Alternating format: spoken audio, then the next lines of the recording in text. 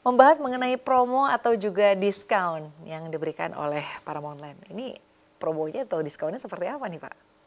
Iya, kami dari Paramount Land selalu melihat satu momentum atau kesempatan apa yang bisa digunakan dalam rangka bagaimana supaya pasar properti itu bisa terbentuk. Salah satu upaya yang kami lakukan itu di awal tahun ini. Di awal tahun ini biasanya selain tahun baru yang tanggal 1, di Januari ini juga ternyata juga merupakan Imlek atau Chinese New Year. Kami melihat ini satu kesempatan sebenarnya sebagai satu momentum membuatlah satu program, yaitu Chinese New Year. Program yang kita berikan sebenarnya serta-merta untuk memberikan kemudahan, keringanan kepada para masyarakat yang ingin tinggal di tempat kami, di Paramount Land, maupun yang ingin berinvestasi. Salah satu hal yang signifikan yang kita berikan, penyediaan produk memastikan terkonfirmasi segmen mulai dari menengah atas hingga yang atas kita sediakan, maupun juga komersial kita sediakan dari komersial yang sedang, menengah hingga yang tertinggi. Setiap pembelian yang kita berikan adalah yang direct, yaitu kita memberikan cashback hingga 200 juta setiap pembelian satu unit produk yang kita sajikan. Dan karena momentum Imlek, biasanya identik dengan ampau. Kita berikan juga ampau sebesar 35 juta untuk setiap pembelian yang kita berikan. Selain itu juga keringanan mengenai cara bayar kita berikan. Kita berikan beragam variasi cara bayar. Yang ingin membeli cash kita sediakan dengan keringanan-keringanan. Yang ingin membeli dengan KPR juga kita sediakan. Dengan selain ampau tadi kita kasih cashback juga ada keringanan tentang, karena kami kerjasama dengan beberapa bank menyusun program penjualan Imlek ini. Jadi saya rasa di awal tahun ini melihat properti ke depan, kami dari Paramount Land melihat itu, memberikan cashback, ampau, dan juga beragam cara bayar yang meringankan, sehingga yang ingin tinggal di Kota Gading Serpong maupun yang ingin berinvestasi, ini adalah salah satu momentum, kesempatan untuk membeli saatnya sekarang. Baik, tadi Anda menyampaikan bahwa sebetulnya begitu banyak program-program menarik yang ditawarkan, termasuk salah satunya diskon-diskon menarik ya Pak, Iya. bagi para calon pembeli. Nah tapi sejauh ini Pak, untuk dari sisi pembiayaan sendiri, bagi para calon pembeli sebetulnya apakah ada kemudahan-kemudahan Pak, terkait juga dengan kalau kita lihat pemerintah begitu bersemangat ya untuk memberikan insentif-insentif begitu ya Pak, utamanya mungkin kalau kita lihat ada insentif pajak, bagaimana agar sektor properti ini tetap bisa bangkit, tetap bisa tumbuh positif dan juga tetap bisa menarik Pak. Kalau dari sisi cara bayar, pembiayaan ya, sejak beberapa tahun terakhir, bukan hanya di tahun ini 2025, kami melakukan kolaborasi dengan beberapa pembiayaan ya. Dalam hal ini baik yang bank nasional maupun bank swasta, kami sangat romantis menyusun satu program, dan biasanya kami memberikan subsidi, dari perbankan juga memberikan subsidi, dan kami ramu sedemikian rupa dengan satu tujuan yang memastikan para pembeli terjangkau. Bisa kalau untuk para pembeli, katakanlah dia seorang pengusaha, kita ingin memastikan cash flow-nya terjamin.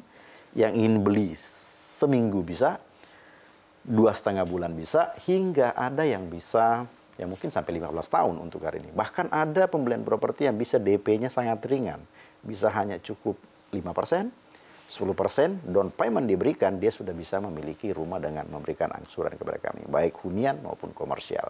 Jadi saya rasa dalam hal pembiayaan untuk hari ini, jika ini dikolaborasikan antara yang diberikan oleh pihak perbankan, dari pihak developer, apalagi jika pemerintah mendukung dengan perpajakan, insentif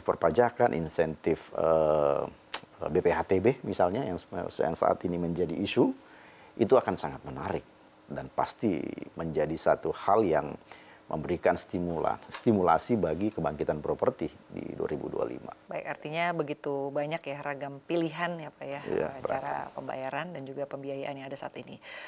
Pak Awi, menarik nih, jika kita mendengar bahwa sebetulnya pemerintah ini baru saja mengusulkan agar tenor naik ya Pak menjadi 30 tahun. Ini seberapa besar Pak ini memberikan angin segar bagi sektor properti Pak di tanah air dengan adanya perpanjangan waktu ini? Ya. Kalau kita melihat ya, untuk pasar properti hari ini memang para pembeli itu kan sudah hampir bisa dikatakan didominasi oleh generasi millennials gitu ya. Bahkan generasi Z pun mungkin udah ada beberapa di antaranya itu mampu untuk membeli rumah. Kita tahu kalangan millennials gaya hidupnya seperti apa, penghasilannya seperti apa gitu ya. Sehingga dia sangat membutuhkan satu perangkat ataupun mekanisme bagaimana para generasi milenial bisa memiliki rumah. Bisa memiliki rumah dengan cepat. Salah satu yang menjadi kendala adalah down payment. Dan kendala berikutnya adalah mengenai penghasilan mereka per bulan. Dia nggak mengalokasikan biasanya selain untuk jalan-jalan sebagai millennials, tentu juga ingin mengalokasikan untuk yang lainnya. Sehingga para pembeli ke depan, cepat atau lambat, dia akan membutuhkan satu tenor yang panjang. Jadi saya rasa dengan adanya rancangan 30 tahun itu sangat bagus. Sangat bagus untuk para milenial yang kita tahu sekarang hari ini kan membutuhkan rumah banyak sekali gitu. Dan itu dibandingkan dengan sewa rumah, sewa apartemen ataupun sewa rumah landed. Biasanya rumah itu kan diasumsikan 20 tahun. Nilainya juga naik ya? Nilainya juga naik. Padahal kalau dia beli properti 30 tahun, mungkin sebenarnya value pada saat dia beli di tahun pertama, di tahun ke-10 sebenarnya sudah selesai. Gitu. Sisanya itu adalah dia merupakan sesuatu yang dia nggak perlu pikirkan lagi. Gitu. Dia beli rumah di usia 30 tahun. 30 tahun tenor, jadi usia 60. Jadi rasanya kemungkinannya dia akan belum selesai, rumah itu mungkin dia udah beli lagi yang berikutnya. Karena pertumbuhan yang signifikan setiap orang, kira-kira begitu. Baik, artinya sekarang generasi muda sudah mulai melirik ya untuk mengutamakan membeli rumah ya Pak, atau mungkin berinvestasi rumah juga begitu ya? Iya, kalau kita ngelihat hari ini pasar properti ya khususnya yang katakanlah 27 hingga 45 tahun, mereka tidak sekedar beli rumah, mereka tidak sekedar hanya untuk tinggal gitu. Tapi mereka punya harapan gitu bahwa ketika dia beli, ketika gaya hidupnya meningkat, penghasilan meningkat, ini akan otomatis menjadi satu perangkat investasi. Dia nggak akan bisa berdiri sendiri hanya sekedar tempat, kalau dia komersial tempat berusaha, kalau dia rumah hanya sebagai tempat hunian, enggak. Ya. Saya rasa begitu ya, nggak pernah, karena ya kehidupan ya seperti itu. Ada wah udah bosan, udah 5 tahun, jual lagi, beli lagi, jual lagi, otomatis itu akan sejalan dengan kehidupan. Kualitas hidup naik, gaya hidup naik. Yang tadinya beli 2 kamar, 3 tahun kemudian butuh 4 kamar. Mungkin tahun berikutnya nggak butuh 4 kamar, tapi butuh 2 rumah. Untuk berikutnya lagi, aduh, mungkin jadi perangkat investasi lagi gitu. Jadi never ending lah properti kira-kira begitu.